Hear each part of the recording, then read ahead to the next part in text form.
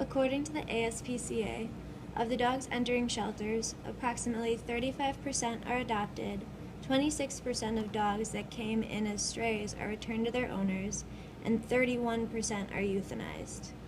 Of the cats entering shelters, approximately 37% are adopted, less than 5% of cats that came in as strays are returned to their owners, and 41% are euthanized. The Animal Welfare League believes that all animals, no matter the cost, deserve a second chance to find a home. The Animal Welfare League is Illinois' largest nonprofit shelter with over 600 cages. They find homes for these amazing animals with their adoption program. They offer a low-cost clinic for any pet owner. They have public education programs, and they take part in local cruelty investigations. They have made fantastic progress since they've opened their doors in 1935, but there is much more that needs to be done to find all of these animals homes. First, we're going to begin our speech by talking about the background of this amazing organization, why it was formed. It was formed due to the suffering of animals, which seemed to be common in Chicagoland. The founding shelter still exists today and is located on South Wabash Avenue, and it is the only humane society that exists on the south side of Chicago.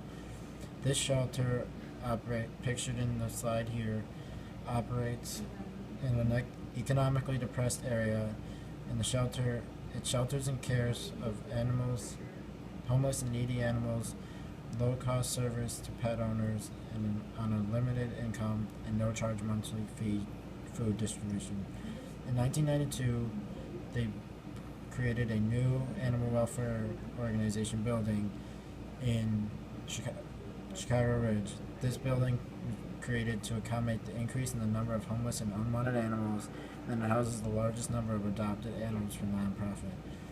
This organization goes by the motto of recovery is the answer, not euthanasia, and this means that they will take in any animal to find every pet a home.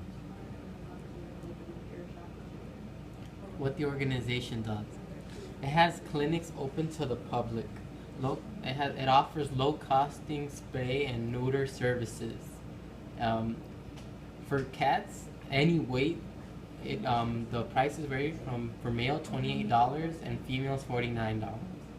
For dogs, on the other hand, pounds and their weight really does matter. So, for example, a dog 50 pounds and under weighs $66, and a female dog $88. A dog 51 to 70 pounds can range up to $93, and a female dog can be ranged up to $99. It all depends on the person. This organization, though, is very understanding that many people may not afford. That's why their prices are as cheap as they already are, and they are known for making some form of accommodation to the people to try to find the right way to get their animals spayed and neutered. It also offers the options to ask for shots and surgery specials.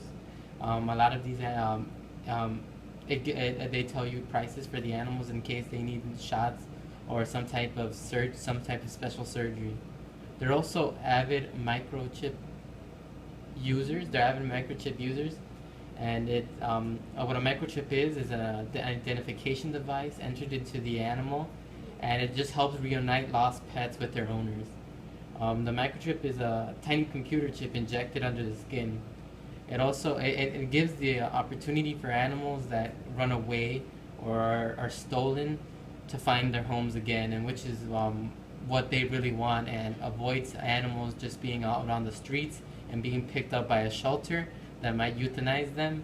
The shelter could easily just contact the people because of the chip.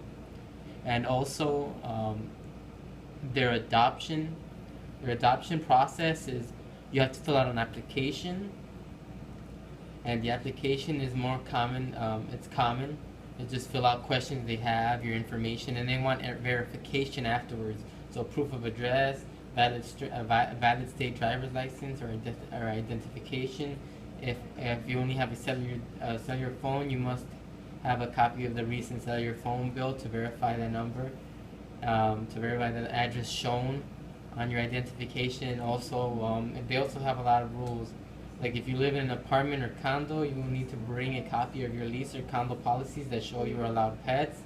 If you have a child under the age of 5 and the animal you want that must be 3 months of age or older. And yeah, the third major part of the is donations. It's cash and other gifts. Mostly cash is what is donated. It helps a lot for the animals and their homes and stuff for foster people, for their foster homes and other things that they need. And there's also gifts you can give the animals, for example, toys, food, and other such things that can most likely help them out because anything makes the difference. How the organization does it is it's a non-profit organization, so donations from private investors, donations from the people, from us, is what keeps this organization afloat and keeps the animals such a great position. Their goal is that why they do this is to save the animals.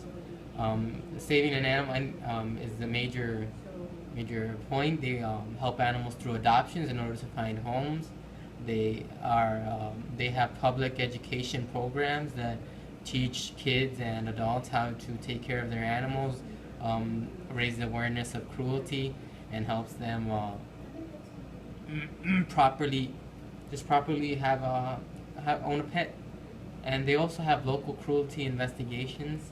They invest their time in finding out if there's cruelty going on in homes that they are aware of and other such things. And they're just trying to improve municipal, city, and state laws and regulations regarding the treatment of animals because they are avid about the animals being of value, being valuable, that their lives matter, and so they want a fair representation of them. A female bulldog was found on the side of the road with mange all over her body. Her skin condition was so bad that she had open wounds and was missing most of her fur. She was brought to the animal welfare, and the medical team started treating her right away. Many other animal shelters would have euthanized her, but the animal welfare believes that every animal deserves a chance to find a home.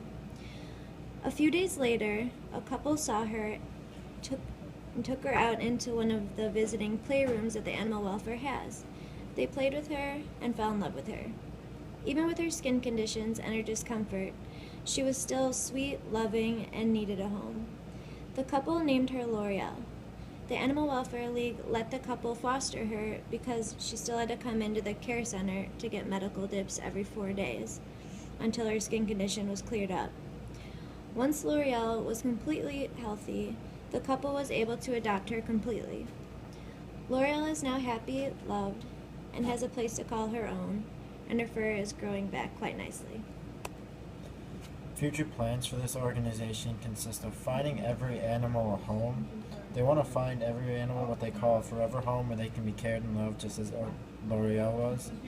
And it all goes back to the motto of recovery is the answer, not euthanasia, because they don't want animals to be put down humanely. They want to find them home and let them live their lives because they deserve it.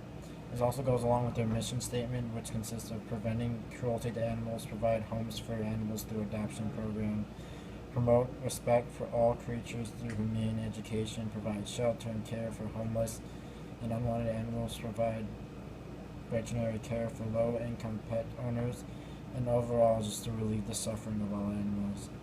Current events going on at this shelter are they have currently set up a fast-track wellness clinic in their parking lot where pet owners can receive vaccinations, preventative medicines, heartworm tests, and other such things for their animals in quick and easy pace. In order for them to fulfill these future plans, they need certain things to move forward. What they need to move forward are donations, which consist of you can donate money, cash, which helps them provide for these animals and care for them.